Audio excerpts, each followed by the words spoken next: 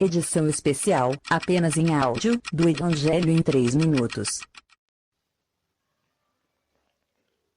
Quando abrem as inscrições para esses programas de calouros, tem centenas, às vezes até milhares de pessoas que vão, e todas acreditando que sabem cantar, e que sabem cantar bem. Algumas gastam muito dinheiro nas viagens, levam a família inteira. E é interessante que eles entrevistam alguns desses, e a pessoa está confiante de que é realmente um cantor de qualidade profissional, internacional, alguma coisa assim. E aí, na hora dos testes, é um verdadeiro desastre. Era um cantor que, às vezes, nem servia para cantar no banho. Era alguém que achava que era um cantor com talento. Nas coisas de Deus, nós temos que aprender um princípio muito importante. O único que pode dizer eu sou é aquele cujo nome é eu sou, que é o próprio Senhor. Qualquer pessoa que se arvorar ser alguma coisa, ela já está se colocando na posição de juiz de si mesma. E quando nós lemos aqui a carta à igreja de Filadélfia, o anjo da igreja, versículo 7, que está em Filadélfia, escreve: isto diz, quem diz? A própria Filadélfia? Não. O que é santo, o que é verdadeiro, o que tem a chave de Davi, o que abre e ninguém fecha, e fecha e ninguém abre. É ele que diz. Não é a própria igreja em Filadélfia. Nós temos estudado aqui as 7 cartas de Apocalipse, a gente viu que cada igreja aqui, ela não só era uma igreja, geograficamente falando, não são nomes e denominações, né? Éfeso, Esmirna, Pérgamo, Sardes, Tiatira, não são nomes de denominações, são localidades onde havia uma assembleia. Mas aqui nesse livro que é profético, Apocalipse, elas representam também diferentes fases ou épocas do testemunho de Deus na Terra. Testemunho que envolve aqueles que professam o nome de Cristo na Terra. E Filadélfia aparece aqui agora como uma que, a semelhança de Esmirna, ela não tem nenhuma repreensão. Não há nada que o Senhor critique nela ou fale dela. Mas, de qualquer maneira, é o Senhor quem diz dela o que ela é. Porque quando nós comparamos com a 7ª igreja, que é a Laodiceia, que representa o estado de ruína da cristandade, o estado atual, a gente poderia dizer, nós vemos que é Laodiceia quem diz de si mesma o que ela acha que ela é. Ela diz: sou rico, rico sou, estou enriquecido, de nada tenho falta. E aí o julgamento que o Senhor faz é que ela é desgraçada, miserável, pobre, cega e nua. Então, quando nós dizemos alguma coisa de nós mesmos, nós estamos nos colocando no lugar daquele que tudo vê, que tudo julga, que tudo enxerga, que é o Senhor. Quando no século XIX o Espírito Santo despertou alguns irmãos para muitas verdades que estavam entulhadas debaixo de doutrinas católicas durante séculos, ou mesmo de doutrinas protestantes durante pelo menos uns 300 anos ou algo assim, o que aconteceu foi que esses irmãos começaram a reunir somente ao nome do Senhor Jesus Cristo, saíram fora das denominações onde estavam, alguns se converteram e começaram a congregar e partir o pão, somente ao nome do Senhor Jesus. E a eles foram despertadas, né, vamos chamar assim, desvendadas essas verdades que estavam entulhadas. Uma era a verdade da igreja, como sendo um povo distinto de Israel.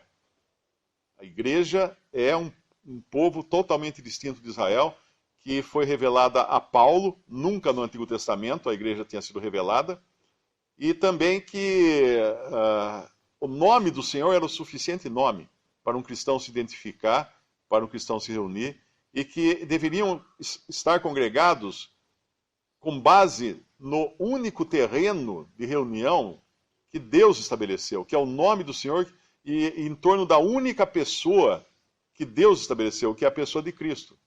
Onde estiverem 2 ou 3 congregados em meu nome, aí estou eu no meio deles. E mais uma verdade, que quando o Senhor falava isso, ele não estava dizendo quando 2 ou 3 se congregarem ou se reunirem ao meu nome. Ele estava dizendo onde estiverem 2 ou 3 congregados, o que implica aí uma outra pessoa congregando esses 2 ou 3, essa outra pessoa é o Espírito Santo. Aí estou eu no meio deles. E mais outras verdades foram também resgatadas, como o arrebatamento da igreja, que era uma coisa que os cristãos não estavam mais esperando. A igreja, para qualquer momento, o Senhor vir buscar a sua igreja.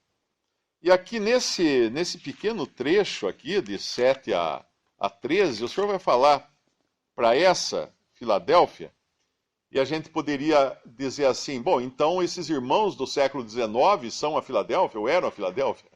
E aí vem de novo a questão do programa de calouros. Quem ousaria dizer que é alguma coisa? Quando no século XIX, alguns irmãos começaram a se declarar como sendo o testemunho, como sendo Filadélfia, Darby escreveu uma carta, é muito interessante, eu traduzi essa carta, ela pode ser acessada no site do Manjar Celestial, onde ele pergunta, somos nós o testemunho? E a resposta que ele dá é essa mesma, que se alguém disser que é, já não é. Porque o fato de dizer que é, está se colocando na posição daquele que julga. E é importante quando nós lemos isso aqui, que quem diz isso aqui é aquele que é santo e é aquele que é verdadeiro, o Senhor Jesus. Santo por quê? Nos fala de separação. Verdadeiro porque nos fala de verdade, a verdade da palavra de Deus. Nós vamos ver que é uma das características de Filadélfia, é que ela guarda a palavra de Deus. E tem aqui a chave de Davi, no versículo 7. Cristo tem a chave de Davi. Isaías 22 nos fala dessa chave de Davi. Quem foi Davi? Davi, o rei de Israel, escolhido segundo o coração de Deus e não segundo as aparências. Saul era o rei escolhido segundo as aparências, aquele que agradava mais os homens, que era o mais alto, o mais forte. Esse foi escolhido pelos homens. Mas Davi foi o rei escolhido por Deus, ungido por Deus, não segundo as aparências, e ao mesmo tempo aquele que foi rechaçado, aquele em que ninguém acreditava. Aquele que depois de entronizado, precisou fugir, precisou ficar no exílio, escondido. E nós temos muito de Cristo aí, de figuras de Cristo na pessoa de Davi. E no capítulo 22 de Isaías, ele fala assim no versículo 20, ele vai falar aqui de Eliaquim. Eliaquim é uma figura de Cristo também. E será naquele dia que chamarei a meu servo Eliaquim, filho de Hilquias, e revesti-lo-ei da tua túnica, e esforçá-lo-ei com o teu talabarte, e entregarei nas suas mãos o teu domínio, e será como pai para os moradores de Jerusalém e para a casa de Judá. E porei a chave da casa de Davi sobre o seu ombro, e abrirá, e ninguém fechará, e fechará, e ninguém abrirá. E fixá-lo-ei como um prego num lugar firme, e será como um trono de honra para a casa de seu pai. Essa chave de Davi, ele vai repetir aqui no nosso trecho, falando de Filadélfia, quando ele fala que é o que tem a chave de Davi, o que abre e ninguém fecha, e fecha e ninguém abre. Ou seja, Filadélfia, ela é o que é e ela tem o que tem, por única e exclusiva intervenção do Senhor. Se ela abre, é porque o Senhor fez com que ela abrisse. Se o Senhor fecha, é porque Ele não queria que fosse além do que Ele abriu. Ou seja, Ele tem o controle total. É dele que vem esse controle. Então é importante a gente ressaltar isso logo de início, para que não não caiamos na vanglória, né, na ideia, eu sou testemunho, eu sou esse aqui que guarda a palavra, eu sou esse que não neguei o nome, né? Eu sou aquele que tem pouca força. É o Senhor quem fala, não somos nós. Em Isaías 22, que nós lemos, essa chave era a chave dos tesouros da casa, os vasos, e então toda a riqueza, né, estava dentro desse tesouro. E nós vemos que aqui ele está falando, né,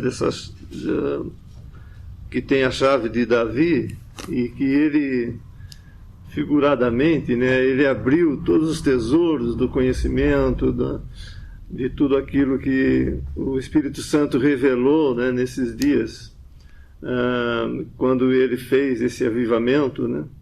E é interessante que foi um avivamento não apenas local, uma pessoa que fez tudo, embora tivesse irmãos mais proeminência, mas foi abriu uma porta assim muito ampla, né, para muitas pessoas. O Senhor, pelo Espírito Santo, despertou assim em muitos lugares e muitas pessoas para esses tesouros que estavam escondidos, né? E o que esses irmãos fizeram não foi abrirem novos poços ou descobrirem fazerem novos tesouros, conseguir alcançarem novos tesouros. Não, eles abriram aquilo que já existia. Eles desentulharam os poços, né, e abriram as chaves dessa porta, né, do tesouro, e pegaram o que já existia, já havia.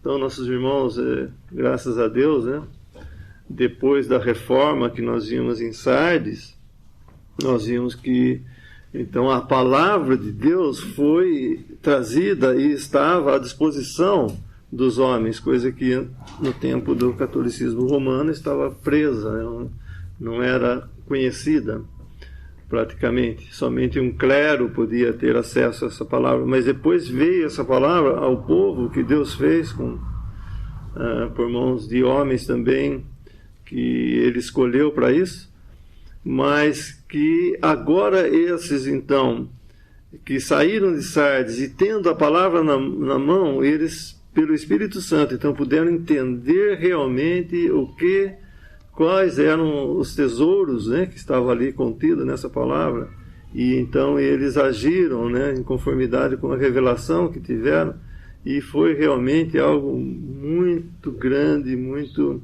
precioso aos olhos do Senhor. Aos olhos do mundo não teve toda essa aparência, né, que teve Sardes. Sardes, o protestantismo teve um lugar, inclusive foi a queda deles, né, por ter que recorrer ao Estado, recorrer aos homens para sua proteção. Mas em Filadélfia não, em Filadélfia o Senhor abriu as portas, como o irmão disse, ele fez todas as coisas por intermédio desses homens, né? Mas não foi algo que o mundo ficou impressionado, embora tenha afetado muito, né, nos meios eclesiásticos, né? Mas a verdade é que eles tinham pouca força, mesmo assim não se recorreram a nenhum outro recurso senão o Senhor somente, e o Senhor então abriu essa porta e ninguém pode fechar. E no versículo 8 ele fala: eu sei as tuas obras, eis que diante de ti pus uma porta aberta e ninguém pode fechar. Tendo pouca força, guardaste a minha palavra e não negaste o meu nome. Ele pôs essa porta aberta. Isso nos fala de libertação. Eles estavam livres agora para fazer a vontade de Deus, simplesmente. E eles não estavam presos mais a nenhuma organização humana. Eles estavam livres e poderiam então sair e pregar o Evangelho, lembrar a morte do Senhor, todas as coisas que vieram, né, com essa revelação que Deus deu nesses dias, e desentulhando esses poços, né, que estavam entulhados, estavam entupidos. Mas o Senhor então abriu essa porta e eles tiveram, então, a liberdade para fazerem a vontade do Senhor e não negar, guardar a palavra e não negar o nome do Senhor. Tudo pela obra, né, do Espírito Santo, logicamente. Que nos falam do nome do Senhor e da sua palavra, no versículo 8. Tendo pouca força, guardaste a minha palavra e não negaste o meu nome. São as mesmas que o Senhor fala lá em João, capítulo 17, quando ele se despede dos seus discípulos. No capítulo 17, versículo 5. E agora glorifica-me tu, ó Pai, junto de ti mesmo, com aquela glória que tinha contigo antes que o mundo existisse. Manifestei o teu nome aos homens, que do mundo me deste, e eram teus, e tu nos deste, e guardaram a tua palavra. É interessante essa sequência aqui, porque ela nos fala de um aspecto muito mais amplo, que inclui a salvação também, que é a graça que está envolvida em tudo isso. Se eles guardaram a palavra, é porque antes disso eram teus, o Senhor Jesus fala, eram de Deus. E Deus os deu a Cristo. Quando ele vai falar das suas ovelhas, ele fala: ninguém vem ao Pai ninguém vem a mim se não tiver sido dado por meu Pai. É o Pai que deu a Cristo e Cristo salvou, e aí então estão capacitados para guardar a palavra. Obviamente isso vale para todo aquele que crê no Senhor Jesus Cristo. Mas infelizmente a palavra de Deus nem sempre ela é devidamente apreciada. É interessante como nós estamos vivendo numa época hoje quando nunca antes a palavra de Deus foi tão rejeitada como agora. Qualquer versículo que você leia, alguém logo vai dizer: mas isso é para o tempo de Paulo, ou isso é para aquela época, ou isso é opinião pessoal de Pedro, ou alguma coisa assim. Ao ponto de grande parte dos cristãos, não considerarem a Bíblia como a palavra de Deus, mas apenas dizerem que a Bíblia contém a palavra de Deus. Ou seja, eventualmente aqui e ali ela tem algumas coisas que podem ser a palavra de Deus, e caberá ao homem, então, na sua inteligência, na sua capacidade intelectual, discernir o que é de Deus e o que não é dentro da Bíblia. É uma loucura tão grande que a gente, quando troca a maneira de descrever esse tipo de doutrina, ela fica absurda aos olhos de qualquer um. Como é que o homem pode ser capaz de discernir o que é Deus falando e o que não é Deus falando na sua própria palavra? E aqui, no versículo 9, aparece um detalhe que eu acho que é muito importante, porque ele só aparece em 2 igrejas, dessas 7 igrejas de Apocalipse. Ele só aparece em Esmirna e só em Filadélfia também. E, além de Filadélfia, apenas em Esmirna. E é o detalhe que essas 2 são as únicas que não são criticadas. E o detalhe aqui é a palavra judeu. Os judeus aparecem nas 2. Lá em Esmirna, no capítulo 2, versículo 9, ele fala: eu sei as tuas obras, a tribulação, pobreza, mas tu és rico, e a blasfêmia dos que se dizem judeus e não o são, mas são a sinagoga de Satanás. E no nosso capítulo aqui, na nossa passagem, nós lemos no versículo 9: eis que eu farei aos da sinagoga de Satanás, aos que se dizem judeus e não são, mas mentem, eis que eu farei que venham e adorem prostrados a teus pés, e saibam que eu te amo, que eu te amo. O que significa esses que se dizem judeus aparecerem tanto em Esmirna como aparecerem em Filadélfia? Isso nos fala de legalismo. Esmirna, eles deviam estar sendo importunados pelos legalistas, entre eles, que se diziam judeus, ou seja, queriam aplicar a lei. É como os Gálatas, né? Como Paulo, quando escreve aos Gálatas e repreende os Gálatas do absurdo que seria voltar para a lei mosaica. E o legalismo, ele parece ter atacado tanto Esmirna quanto Filadélfia. Sempre que nós perdemos de vista a direção do Espírito Santo, nós vamos instituir regras que, na maioria das vezes, talvez nem tenham fundamento nas Escrituras. E o irmão, ele sempre fala uma coisa, eu gosto de pensar assim. Uma vez eu perguntei para ele, tem uma mulher pode batizar? E ele respondeu, olha, eu nunca encontrei na palavra de Deus uma mulher batizando. Então fica simples assim. Tal coisa, pode isso, pode aquilo. Bom, o que diz a palavra de Deus? Dentro do contexto agora da igreja, do povo celestial de Deus, e não vamos partir para o Antigo Testamento. Nós vamos apedrejar alguém que não guardar o sábado, então, porque está escrito, né? Está escrito na Bíblia que quem não guardasse o sábado tinha que morrer. Mas isso é totalmente judaísmo. Por isso que é muito importante aquele que lê a palavra saber, lá em Paulo escreve a Timóteo, como obreiro que divide bem a palavra da verdade, se divide não sei se que maneja bem. Esse maneja, eu andei lendo alguns comentários de irmãos, esse maneja bem a palavra da verdade seria mais ou menos como um médico, um cirurgião, ou melhor dizendo, uma pessoa que faz autópsia, ela cortando com o bisturi o corpo da pessoa e separando os órgãos e dando uma aula do tipo, olha, isso aqui é estômago, ele serve para isso aqui é o intestino, ele serve para isso aqui é a vesícula biliar, serve para isso. E aí dando cada órgão do corpo a sua designação, deixando muito claro para que serve cada um. Esse seria o sentido dali. Quando nós lemos a palavra, entender para que serve cada coisa, para quem serve cada coisa, em que aplicação ela vai, e entender principalmente essa maior divisão começa por entender o que é igreja e o que é Israel. O que a maioria da cristandade, infelizmente, não entende.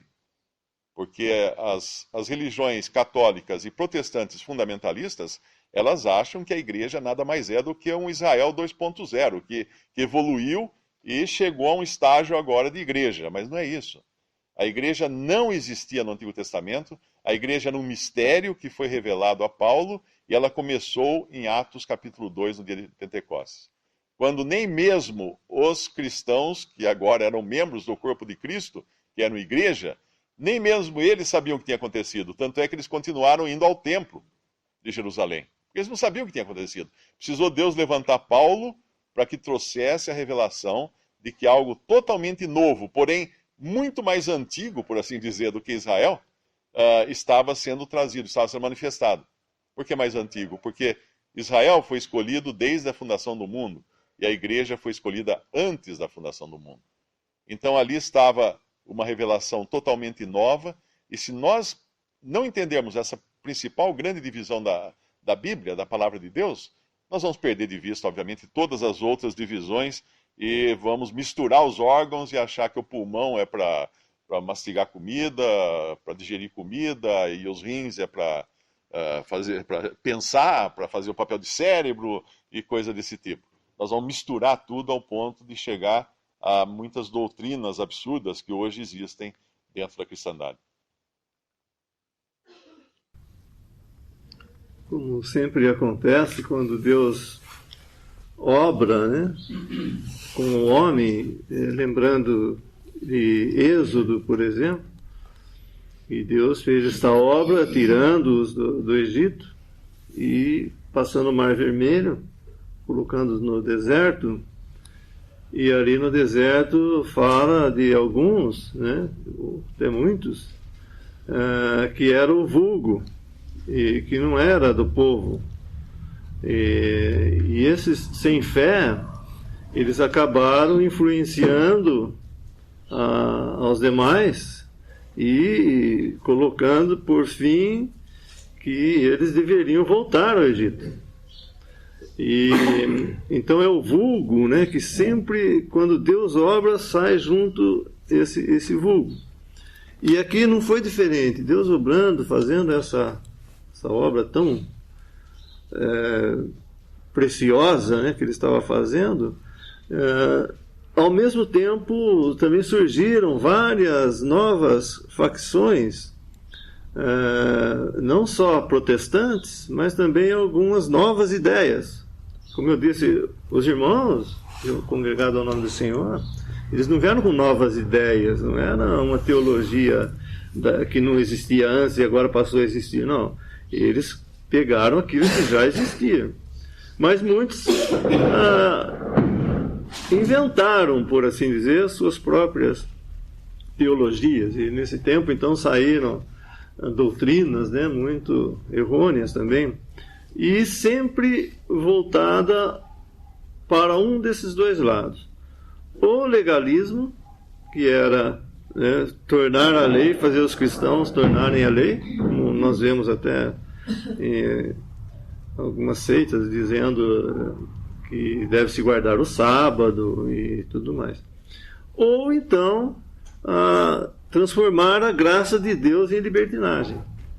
E esses dois pontos, né, é sempre o que permeiam essas religiões.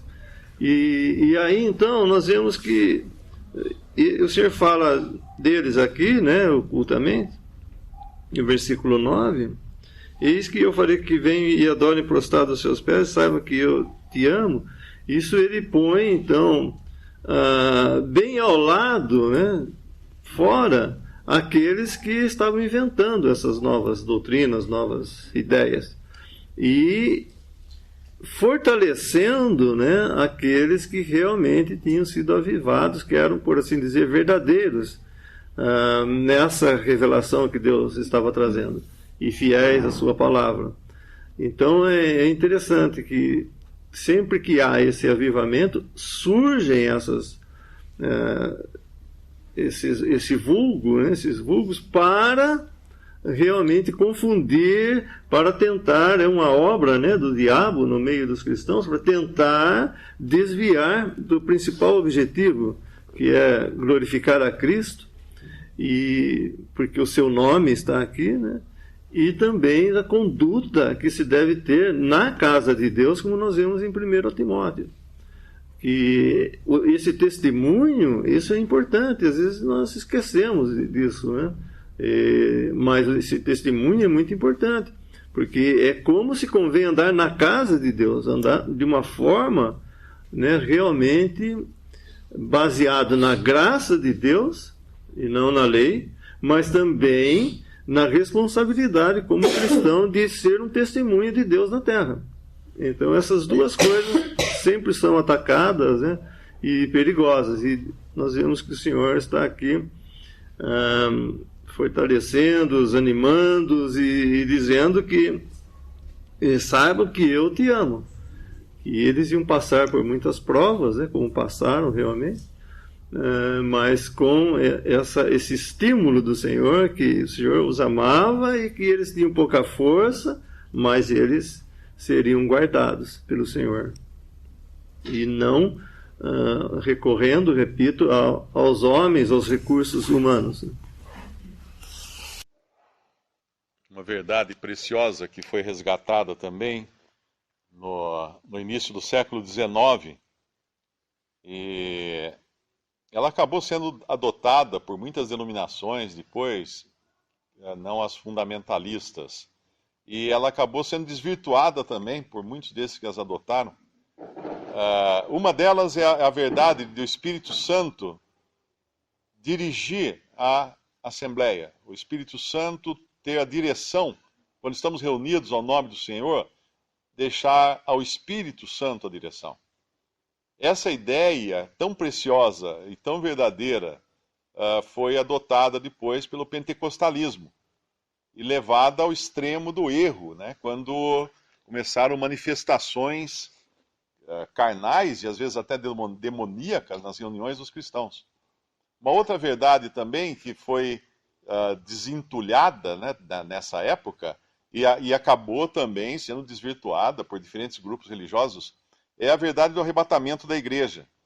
O que é o arrebatamento da igreja? O Senhor vem, 1 Tessalonicenses capítulo 4, o Senhor vem, ressuscitam os que dormem, ele não desce até a terra, e nós, os que estamos vivos, seremos transformados para encontrar o Senhor nos ares, a meio caminho do céu, por assim dizer.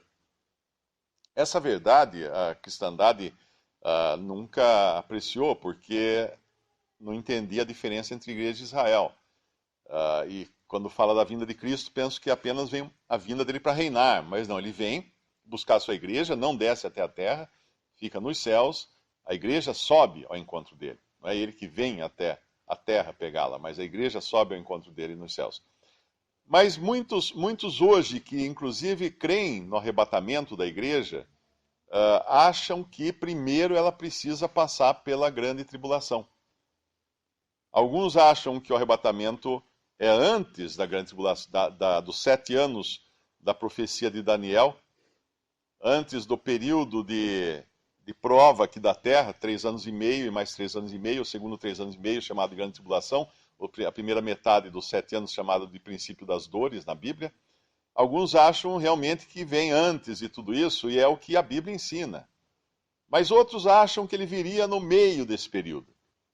Depois do período depois de 3 anos e meio, ele viria, então daria tempo da igreja conhecer o anticristo, passar por muitas coisas que são profetizadas, mas para depois que a igreja foi arrebatada.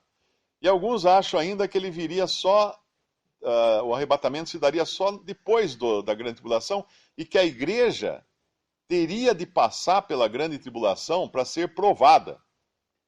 E entre esses, há alguns que acreditam no arrebatamento quando são tirados os melhores cristãos da terra, e os que são mais ou menos são deixados aqui para serem purificados, para depois serem tirados. O que equivaleria a uma versão terrestre do purgatório, o que também não é verdade. Porque o arrebatamento é para tirar todos os salvos, independente de onde eles estejam. Mas só aqueles que estão congregados no nome do Senhor? Não. Todos os que foram verdadeiramente salvos por Cristo, lavados pelo sangue de Cristo, estão 100% prontos para entrar na glória. Porque se estiverem 99%, então Cristo não pagou por todos os seus pecados na cruz. Então eles não estão salvos. Mas se eles creem realmente no Senhor, estão salvos, vão entrar 100% nos céus. E a respeito da grande tribulação, versículo 10 fala aqui: como guardaste a palavra da minha paciência, também eu te guardarei da tentação ou tribulação que há de vir sobre todo o mundo, para tentar os que habitam na terra. Será que eu li o versículo certo? Como guardaste a palavra da minha paciência, também eu te guardarei da tentação ou da provação que há de vir sobre todo o mundo. Não é isso que está escrito aqui. Eu te guardarei da hora da tentação. É muito importante esse hora, porque ele determina um tempo. Ele determina um período, um momento. Não apenas guardados da tribulação, ou da tentação, ou da provação, mas guardados desse próprio período. Desse próprio momento em que ela vai acontecer. Porque essa prova não é para tentar os que são da igreja. Não, aqui está muito claro. A tentação, ou provação, ou teste, ou tribulação, que há de vir sobre todo mundo, para tentar os que habitam na terra. São esses. Tem vários versículos que falam, a gente ao longo de Apocalipse, depois nós vamos encontrar várias vezes essa expressão, os que habitam na terra. Por exemplo, capítulo 6, no versículo 10, ele vai falar: e clamavam com grande voz, dizendo: até quando, ó verdadeiro e santo dominador, não julgas e vingas o nosso sangue dos que habitam sobre a terra? Também lá no capítulo 11, versículo 10, e os que habitam na terra se regozijarão sobre eles, se alegrarão, mandarão presentes uns aos outros, porquanto esses 2 profetas tinham atormentado os que habitam sobre a terra. Aqui falando das duas testemunhas que são mortas, e os que habitam na terra ficam contentes, mandam presentes, fazem uma festa, porque eles as testemunhas tinham sido mortas. Também no capítulo 13, versículo 14,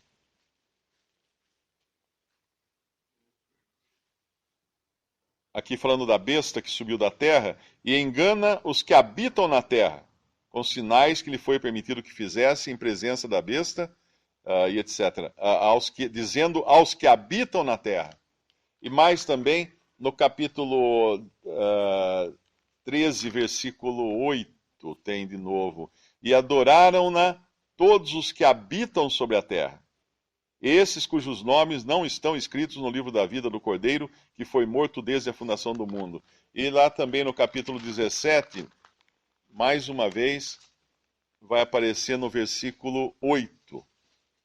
A besta que viste foi e já não é, e há de subir do abismo e irá à perdição, e os que habitam na terra, cujos nomes não estão escritos no livro da vida desde a fundação do mundo, se admirarão vendo a besta, que era e já não é, mas que virá. A igreja não habita sobre a terra. É interessante a gente pensar nisso. Porque lá em Filipenses 3, diz que a igreja tem a sua habitação, ou a sua cidadania celestial. A igreja, eu posso estar, por exemplo, passando pela Argentina, mas eu não habito na Argentina.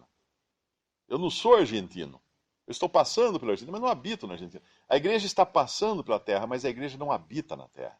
Então a tribulação é um momento, é um tempo designado para os que habitam na terra.